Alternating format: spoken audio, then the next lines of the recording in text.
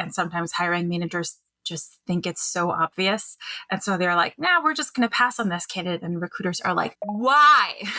You want to get more information. So if you set this expectation early on and specifically say, I need to know what you liked and what you disliked, what was perfect, what was missing, why did you end up saying no thank you to this candidate? Because obviously there was something that was missing. Initiating becoming a hiring machine sequence in 3, 2, 1.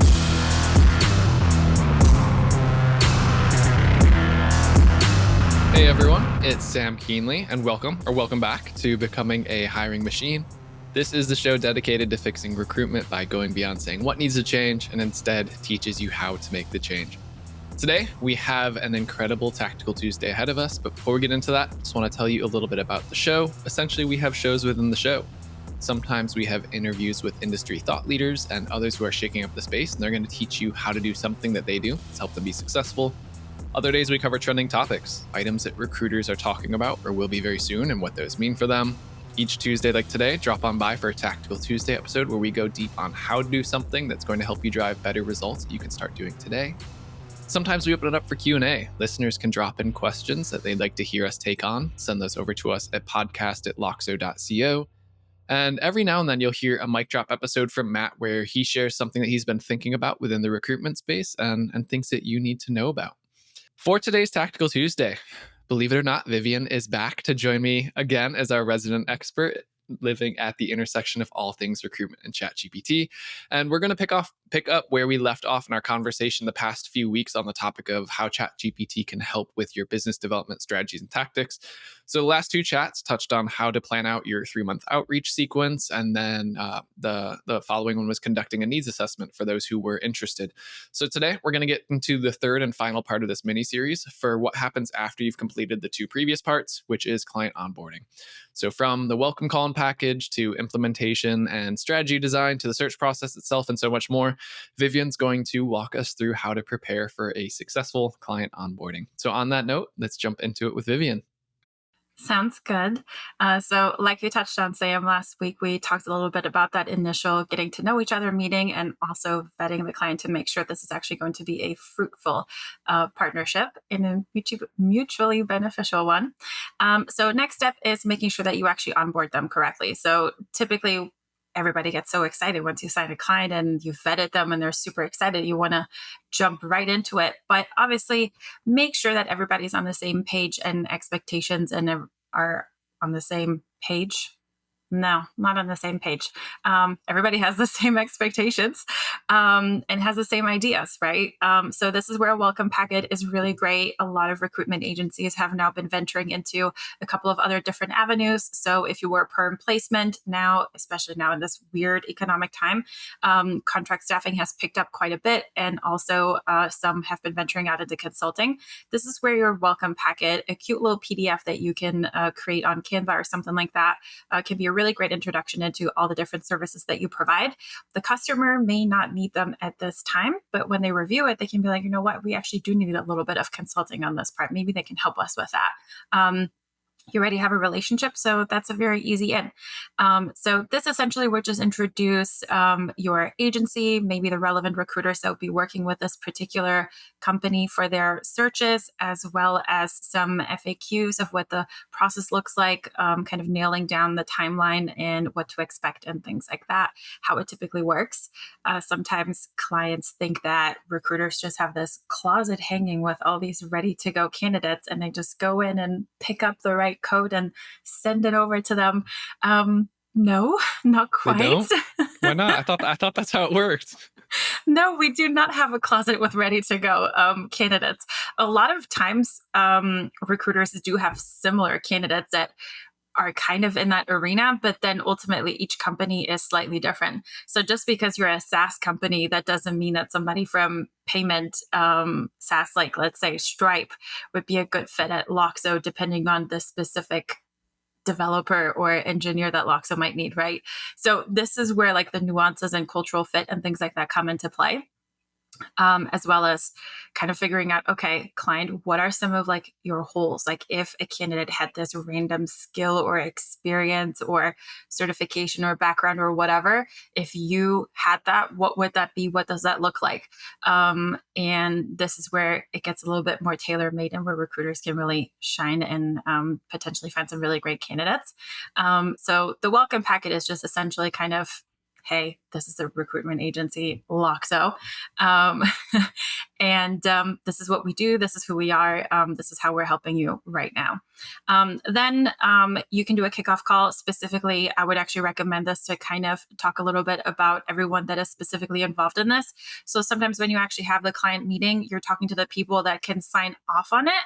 But then when you're actually trying to fill positions, you're working directly with the stakeholders, which would be the hiring managers. As well as HR. This is where you kind of want to get the lay of the land of what they're actually looking for. Something that I've noticed from personal experience is that HR, like internal HR recruiters, don't always know exactly what hiring managers are actually looking for. So if you can get it directly from the horse's mouth, I would always recommend that. This is where the kickoff call is really great. And that way, if you have a business development person, that business development person can then actually introduce the recruiter to the hiring manager and they can start talking to each other.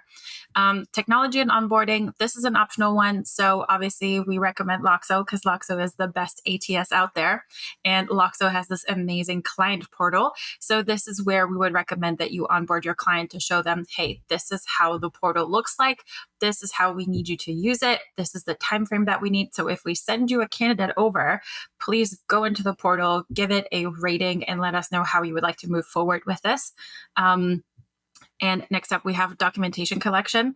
A lot of times, especially nowadays, candidates are starting to ask, what are some of the perks of this company? What's the culture like? What are some of the benefits and perks and all of that kind of stuff? So if you have a cute little documentation for it with all of the benefits and health benefits and perks, like maybe they have a ping pong table in the office or something like that. This is where you can kind of get that so that you can actually say, you know what, candidates, this is a really great opportunity because this is an amazing company. So the role is really exciting, but the company as a whole is also really, really cool. And then weekly updates, you want to make sure that you're staying in constant communication with the client. And the easiest way to do this is to just say, you know what, let's have a weekly meeting that we schedule 15 to 30 minutes. Let's block off 30. If we get done early, perfect. If not, we have 30 minutes. This is where you can discuss any candidates that you currently have in the pipeline, any recent submissions that you need feedback on, any additional feedback that you need from interviews that happened that week, things like that. That way you can keep things moving and are in constant contact and they're not just ghosting you. So if you put this as a recurring meeting on yours and theirs and their calendar, this way just you get to communicate. And here, ChatGPT is actually giving you a couple of suggestions on the agenda for the weekly meetings, as well as post-placement meetings every quarter after the placement to kind of check in the candidate is onboarded smoothly. And if there are any concerns that they might have, do they have any additional hiring needs, things like that. And then also make sure that you let them know when we get feedback on candidates or when we submitted them or after the interviews. You can't just say, no, thanks, I'm going to pass on this one. You need to actually let us know what about this candidate is not quite right. What is missing? What was good? Because that way you can actually adjust your search. And sometimes hiring managers just think it's so obvious. And so they're like, nah, we're just going to pass on this candidate. And recruiters are like, why? And then it's just, you want to get more information. So if you set this expectation early on and specifically say, I need to know what you liked and what you disliked. What was perfect? What was missing? Why did you end up saying no thank you to this candidate? Because obviously there was something that was missing. And this just essentially ensures that everybody's on the same page and they know what they need from you, what you need from them. And this is also where I would recommend setting the expectation to say, you know what, I need feedback within 2 business days on candidates. Otherwise, I'm stopping the search. I'm not working on this anymore. I schooled like a penguin. And that way you'll make sure that you have a really solid working relationship. And once it's off the ground and working, you can always review it and tweak it for any new clients that you're onboarding and keep and rinse and repeat what works. And that's it. Hey, that's easy. And I would even add to that feedback mechanism. It's not just about the candidates, but also, what's working well in our partnership. What else can I provide you with to make these decisions? And feeding off of, your point of give us a reason, you can start proactively getting ahead of some of that. And that's going to make your relationship better. They're going to submit for additional projects with you later on. It's good to have that kind of feedback loop in place as well from your business standpoint. So Yep. quick, easy. I love it. That all works Yeah. well.